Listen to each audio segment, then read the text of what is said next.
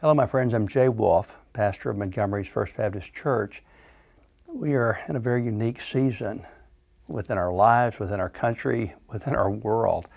It will be called the coronavirus crisis. Right now, what I'm sensing is an atmosphere of fear. And here's the problem.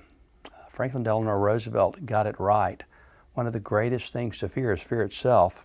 He spoke to the nation words of peace and calm right in the middle of the Great Depression. As we plunged into the terrors of World War II, he kept saying one of the greatest things to fear is fear itself. Why? Because when you're filled with fear, you don't think clear.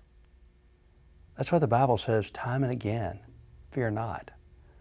What did God say to Joshua as they prepared to enter the promised land and deal with new enemies and new opportunities?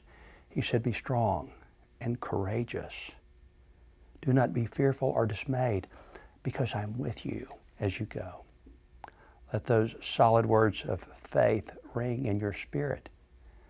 And then listen to this story about how fear makes you think and clear. It was 1991 on January the 19th. The Iraqis were bombing the Israelis. They were shooting Scud missiles at them. And it was believed that the warhead of the missile contained dangerous chemicals, a mustard gas that would be deadly.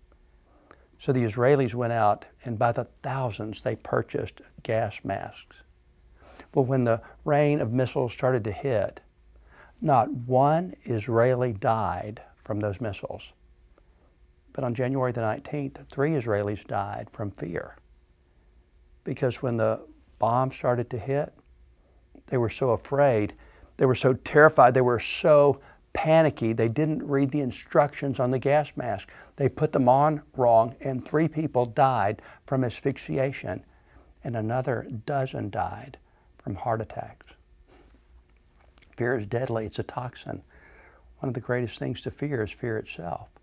That's why the Bible tells us, Paul is speaking to Timothy, God has not given us a spirit of fear, but of power, love, and a sound mind.